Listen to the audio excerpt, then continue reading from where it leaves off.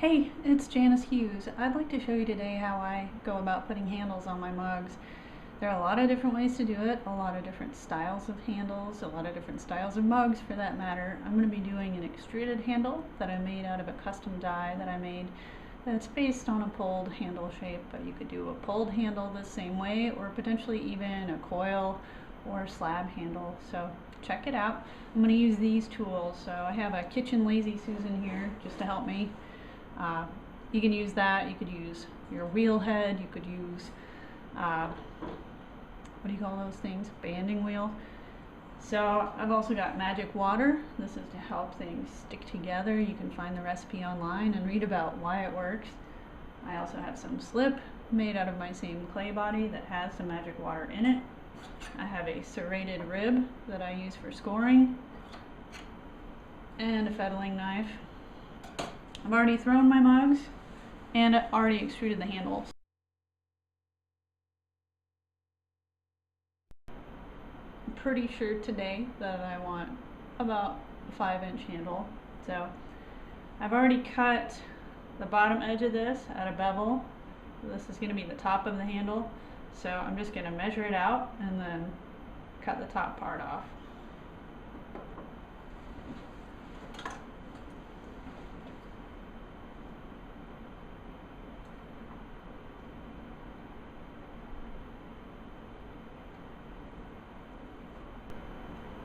So I cut it at an angle. You can see the bottom part is cut one way, the top part the other. So I'm going to put the top angled part down.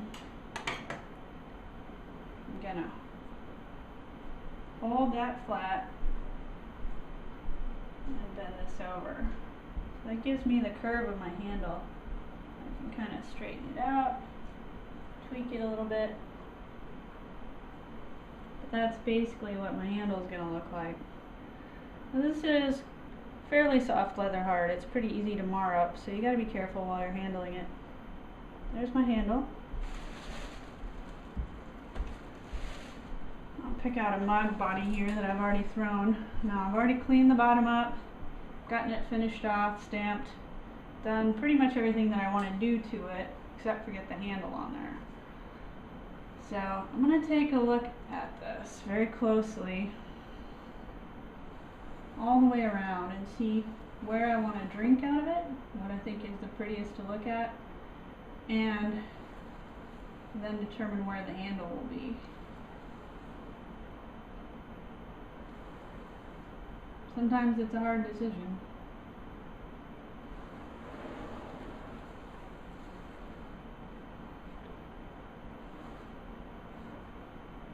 I think I like this side right here to drink out of. So that means I'm going to have to put the handle over here. So let's take a look at what we have to work with here.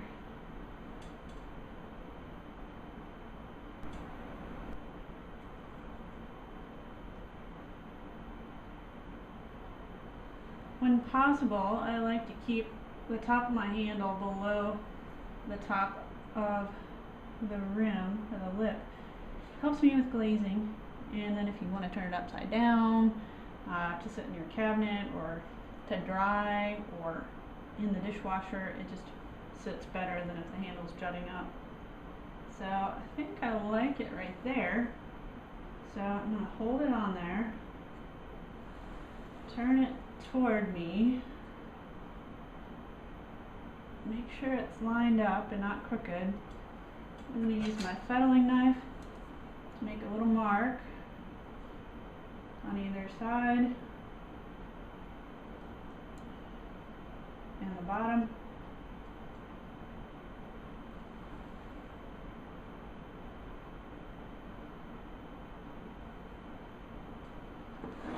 I don't know if it'll show up on camera, but I basically got lines here and lines here. So that's where I'm going to score. First I'm going to score the handle. Just use my serrated rib. Score up and down and sideways.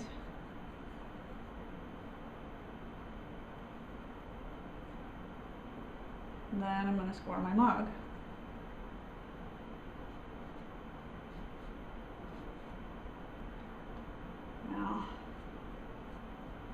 The mug is on pretty dry side of leather hard. It would probably be best if it were a little bit more moist, but it's okay.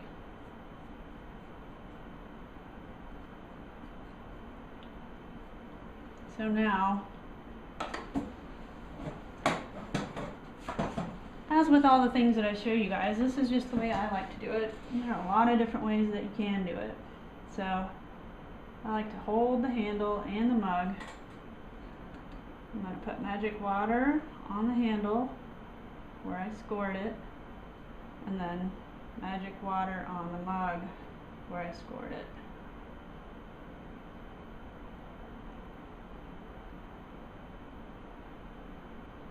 And then I'm going to come back with slip on the handle, and slip on the mug. I like to hold the mug like this because if I don't, my slip is just going to ooze everywhere. So now I'm going to take the handle and place it on here where I had lined it up originally. So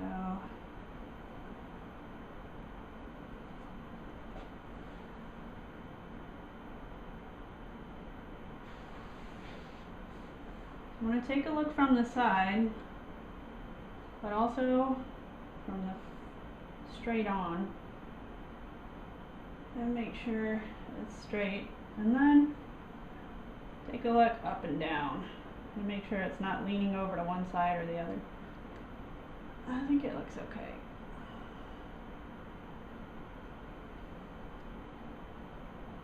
Well, I'm pleased with where it is. I'm going to go ahead and start blending it in. My finger wet with some magic water. This time I'm going to start at the top.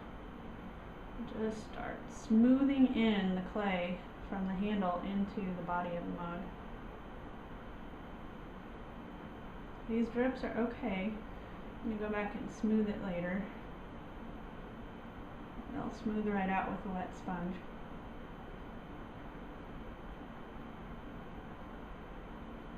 Meanwhile, you've got plenty of slip to make sure this is joined well and fill in any weird grooves or gaps between the handle and the mug.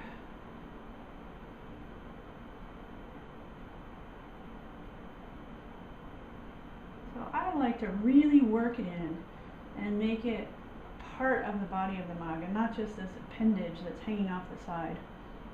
I like it to feel like one integrated piece.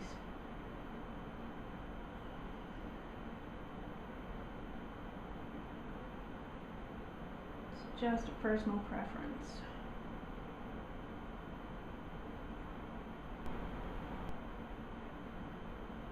Now,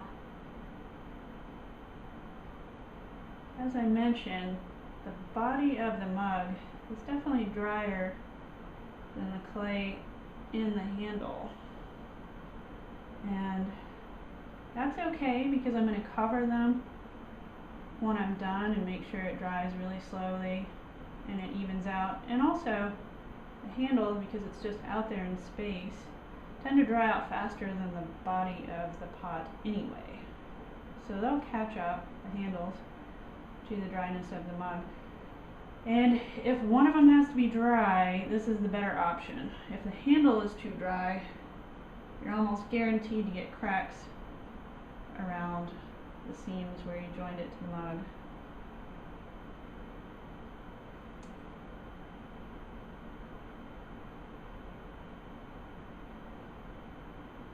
So, taking a look at the curve to see if there's anything I need to adjust.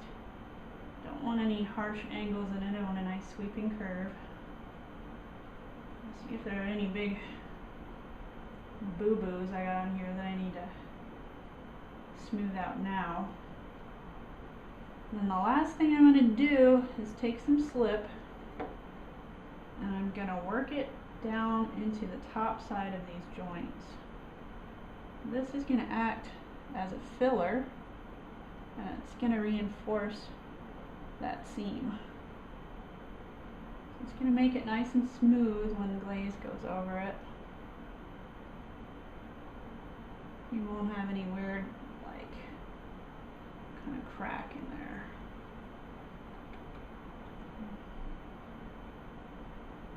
Don't worry, I'll show you in a second what this looks like.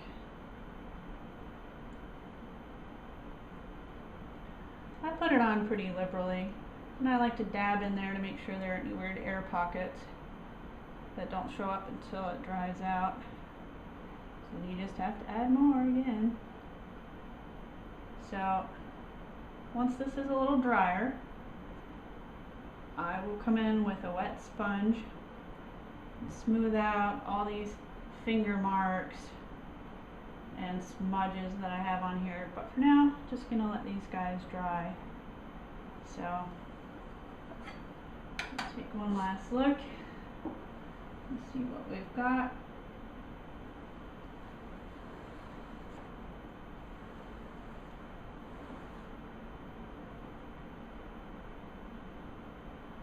It's a good, at least 3-finger handle there. Should be good for anybody's hand. Big or small. Oh, looks good. I tried to go with the curves of the pot.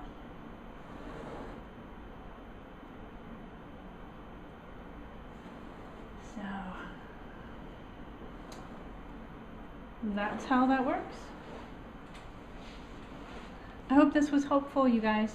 See you later. Bye.